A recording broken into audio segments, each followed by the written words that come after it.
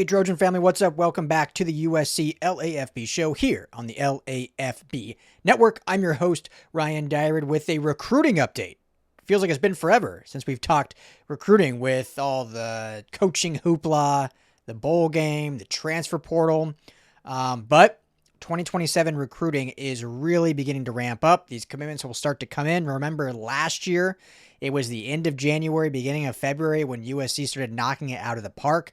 Now, obviously, this year's going to be very different. They're not taking 35 commitments. It's going to be more in that 15 to probably 18 range, so it'll be a lot less busy, I guess, but still a very impactful recruiting season, and it's going to be basically a lot of blue-chip players. So the coaches hit the road this week to pay some visits, so we can give an update on that, plus an update on two of the elite defensive backs that have been in heavy pursuit by USC for over a year now, essentially. So quick little update on those as well. And Saturday, so I'm not going to talk a ton about it right now in this video, but Saturday is the Navy All-American Bowl. A ton of USC commits and hopefully future commits are down in San Antonio this week practicing. We're seeing clips from Jamian Winfield, Luke Wafel, Duve Williams, Danny Lang, Brandon Lockhart, go down the list. All the best of the best are down in San Antonio. The game is on Saturday, so I'll probably release something this week on just some takeaways from practices from what I've been able to surmise. Wish I was down there. Obviously, you know my situation, so not down there. But there's some of our great USC beat guys out there. Scott Schrader's down there. I think Chris Trevino's down there. I'm sure there's others that I'm missing, plus the national guys. So a lot of good stuff coming out. So I'll try to get a summation, but, you know, Wafel's looking legit. Winfield's looking legit, so no real surprises. Caden Dixon Wyatt down there looking legit. And then I'll be locked in on Saturday for the game, and we'll do something maybe special for the game, or at least afterwards, takeaways from how any of USC's commits do. Because it's a big game, and there's going to be some commitments that come out of the game. I think Aaron Washington is potentially announcing his commitment this week or after this week, which is a potential first USC commit. So we'll be locked in for that. So today, though, let's get into it. First, let's start with talking Danny Lang. So, cornerback, 4-star, modern day. I think one of the top targets for USC. I've talked about him a bunch, so don't need to really say his prospects. I think he's one of the most underrated corners in this class. Has versatility, corner and safety versatility, which I know Doug Belk loves. I always said the USC defense, but now with Dan Lynn here, we'll see what that looks like with the new DC in charge. But as long as Doug Belk is here running the secondary, I know he loves the fluidity and the interchangeability of safeties and defensive backs. And we even saw it play out a lot this year with Kamari Ramsey going from safety to nickel, D. Reddick going from safety to nickel, guys dropping back in certain coverage packages. So Danny Lang certainly has that ability, and he's had USC, Oregon, Ohio State at the top of his list for his top three. We've known that for quite some time. Obviously, heavy hitters there. The real only big update with this, Rival spoke with his father, Danny Lang Sr., and he's going to take a ton of visits. Because, hey, you should. That's what this process is about. Do not commit if my daughter, when she's going for collegiate hockey or golf, and she's getting courted and offered these things, I'm saying, hey, take your time, take your visits, enjoy the process. Because once you commit, I want you to be locked in. Like, that's me coming as her dad. And I'm not saying how anyone should raise their kids, but I'm like, hey, once you commit, you need to then lock in, and that's your school, which is obviously the USC is doing as well, saying, hey, once you commit here, that's it, no more visits. So Danny Lang is going to be taking a ton of visits. Ole Miss has been a relationship that has continued to grow and foster. Texas Tech, shocker, with their blank check. They're coming after him hard now. Auburn and Michigan coming after him as well, with Michigan with their new defensive staff, their new entire coaching staff that is coming in. So I think he's going to have a junior day visit for Auburn and Michigan. I would certainly expect him to be at USC, as he's been to campus many times, lives down the street, and will be there as well. So going to take as many official visits as he can. And so this is what his dad said regarding the top three. Those three are still his top three, talking about USC, Oregon, Ohio State. but they're coming in to see what they can do to change his mind, but those are still his top 3. We're aiming for a commitment in the summertime, right before the season. We don't want that lingering over his head when the season starts, but they will be taking a lot of visits, looking all through that, checking out all the schools, seeing the best fit for him. So USC right now, still the leader for Danny Lang. We'll see if that commitment date causes any issues, because the difference this year versus last year, they took 6 defensive backs in the 26 class. Probably only taking 4 would be my guess. Whether that's 2 corners, 2 safeties, 3 safeties, 1 corner, just 4 defensive backs they see interchangeable. Do they bump that to 5? Who knows? But with Aaron Washington potentially announcing this week, if that's 1 for USC, Honor Falave Johnson is a guy that's been heavily linked and predicted to USC. That could be 2. There's only going to be 2, maybe 3 more spots if those 2 do come to fruition. And so will Danny Lang waiting to announce until the summer end up taking USC out of the conversation? USC taking themselves out, if you will. I'm not saying that's going to happen, but something to think about, because they are going to have much more limited spots than they did last season. Now, would they wait? I don't know if you want to take that risk unless you're really feeling confident where you stand, which I think right now they do. But as we all know, those official visits change everything. That's ultimately why Luke Weifel is at USC.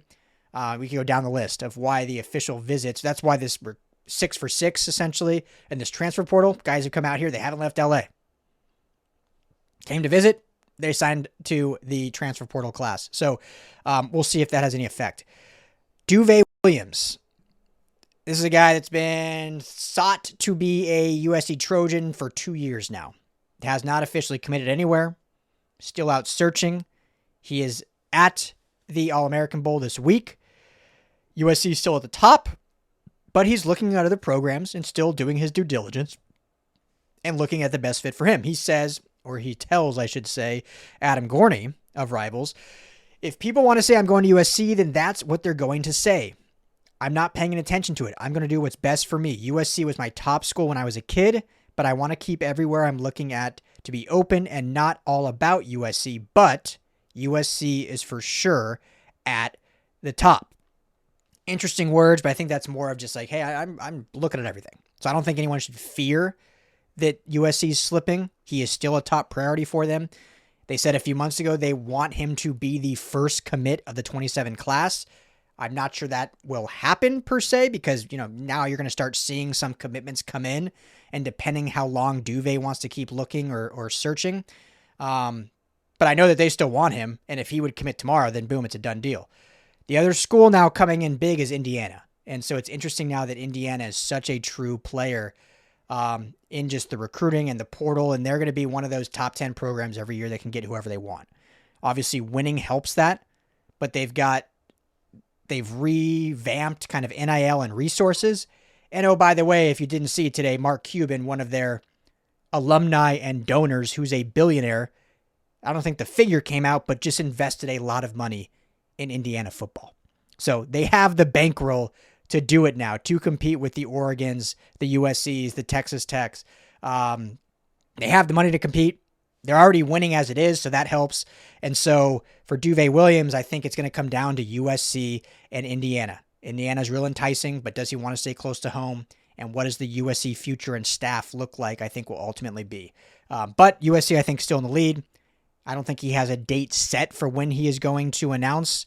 But I think it's going to come down to those schools. Texas is also coming after him. Miami and Will Harris also coming after him. So, I mean, he's a top player. One of the top secondary players in the entire 27 class. So there's going to be a lot of people coming after him. But I think USC still stands in a good spot. Again, it's going to come down to how much room are they ultimately going to have, depending how long these kids wait to announce. All right. Hey, what's going on, LAFB family? Before we get to the show, got to tell you about my friends over at Sleeper. The number one sports app right now, and not just for season-long fantasy. They have daily game updates. They have a live chat that you can chat with other users. Plus, my favorite part is the daily fantasy feature, which is similar to a pick'em. You just choose 2 or more players across any sport. Choose more or less in whatever sport that may be. So if it's football, more or less touchdowns. For Jaden Maiyava, if it's Mekhi Lemon, more or less receptions. If you're looking at the Dodgers, more or less home runs for Shohei Ohtani, really easy, and you can win real money. Right now, when you go and make your first deposit, make sure you use our promo code. You see it right there on the screen, USC LAFB. That's going to give you a match deposit bonus up to $100. You put in $100 to play with, you're going to get $100 free on top of that. You can put in 10, you get 10 free. Also, right now, our friends are offering a $20 free entry for any new signups. If you go sign up today, you'll get both those offers. You get $20 right off the bat free to play with. Plus, use that promo code USCLAFB at sign up and you'll get that match bonus as well. Go to the App Store, Google Play, download the Sleeper app today, and tell them that the USC LAFB sent you. Now, let's get on to the show. Visits. Coaches out. There's been some reports out from Scott Schrader and Rivals or On 3, also from 24/7 Sports put some stuff out. I've talked to some people as well, plus now there's being social media posts, so you can see all this kind of all over the place, coaches on the road. So I'm going to go through these really quick, not waste too much of your time. I don't know how interested you are, but it is good to see some of the guys that are getting visited. I'll give an overarching thought kind of on that, and then we'll wrap this up. Got more coming today for you. So Coach Riley paid some visits this week, or is in the process still. What is today? Wednesday? So yeah, I think already wrapped up. But Lucas Roa of Orange Lutheran, interior offensive lineman, 6'5", 280 currently. He's a 3-star, 36th ranked interior offensive lineman in the country. Has a lot of upside though, and obviously plays in the Trinity League local to home. Also visited Jalen Hill at St. John Bosco, the 15th ranked corner, 6'3", 160, so he's going to put more weight on likely, 4-star.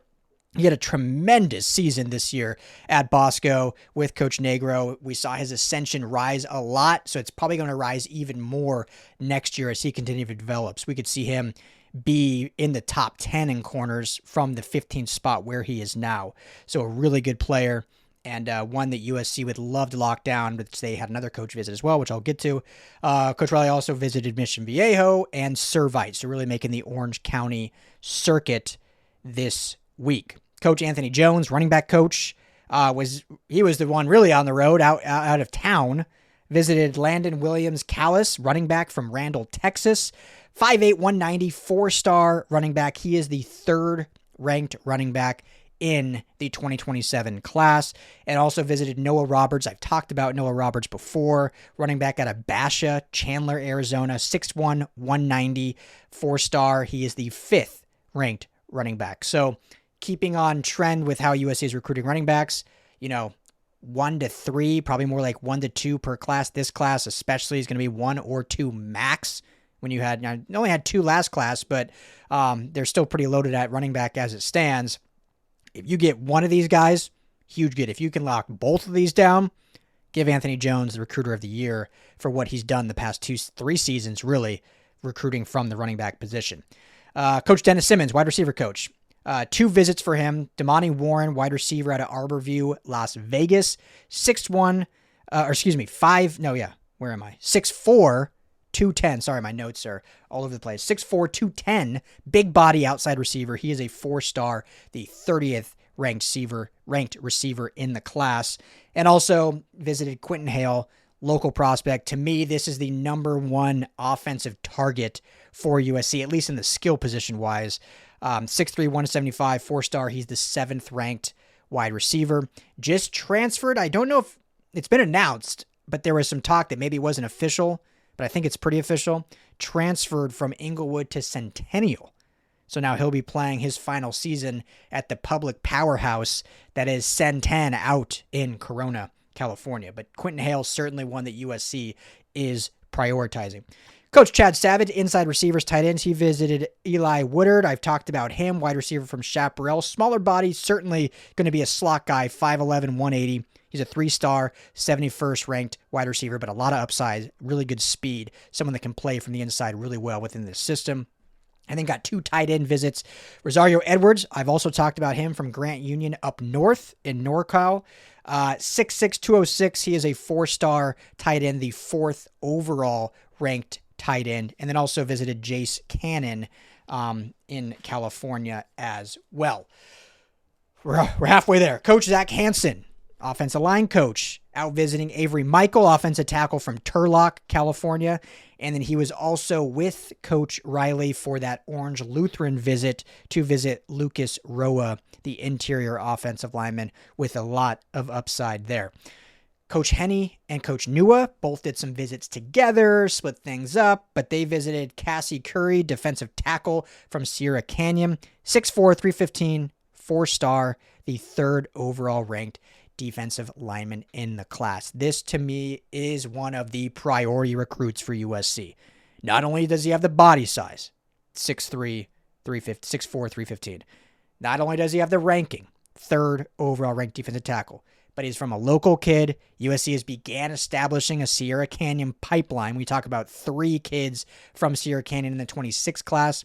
You can continue that rolling and just have a modern day Bosco, basically a Trinity League pipeline, Sierra Canyon, Poly, Centennial, Mission Viejo, just the whole SoCal pipeline. But Sierra Canyon is a huge player in that, and this would be a huge get. So Cassie Curie, one to keep your eye on as a priority target for USC.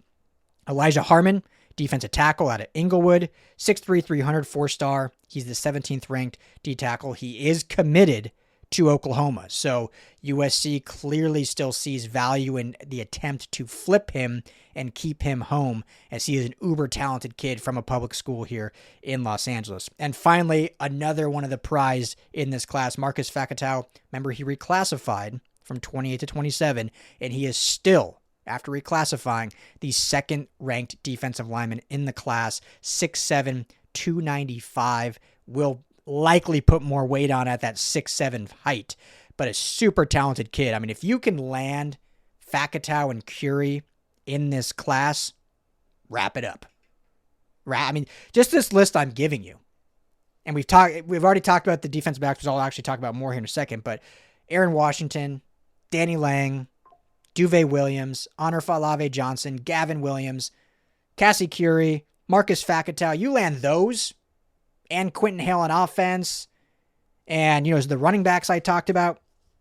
I mean, A, you'd have a great hit rate for what these visits are, but B, that's an elite class, and it's all Cali kids, pretty much, which you love to see. And they also visited Jay Sarah. All right, Doug Belk, Gage Weddle boy. If you recognize the name, yes, that is Eric Weddle's son. Eric Weddle, Super Bowl champion, Los Angeles Rams. Don't wear that name out. Rancho Bernardo, down in the San Diego area. Athlete / defensive back. Doug Belk obviously visiting, so they see him as a defensive back. 6'1", 175, 4-star. He is the second ranked athlete in the class, which is more of an overarching position than specific corner, safety, whatever. Also visited home visit Honor Falave Johnson, keeping that relationship. He is still predicted USC, the leader in the clubhouse, and home visit for Gavin Williams, the other top flight safety that USC is targeting. I think Gavin Williams and Honor Falave Johnson are probably their top 2 in the defensive backfield, or at least in terms of safety prowess.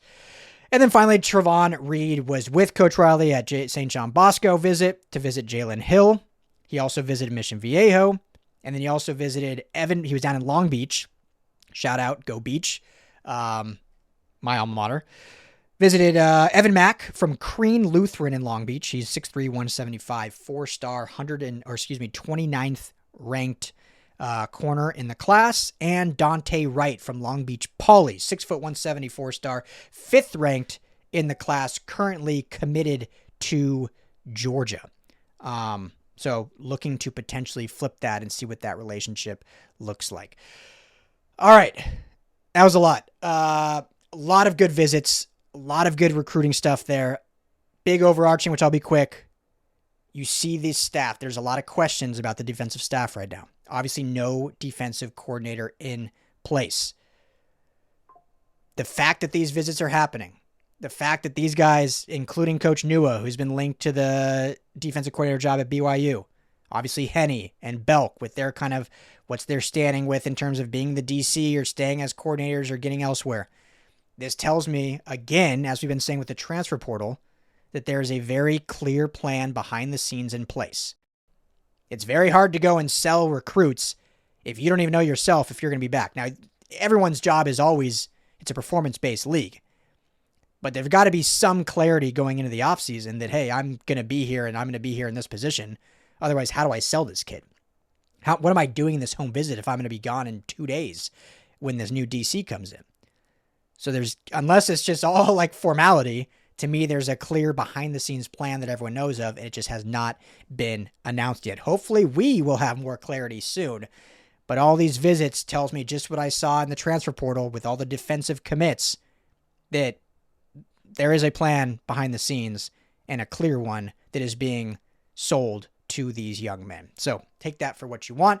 Let's wrap that up. I'll be back later with plenty more coverage of USC. Make sure to hit that like and subscribe button. Let's keep this thing rolling. We appreciate you. Everyone enjoy your day. I'll be back very soon. As always, fight on.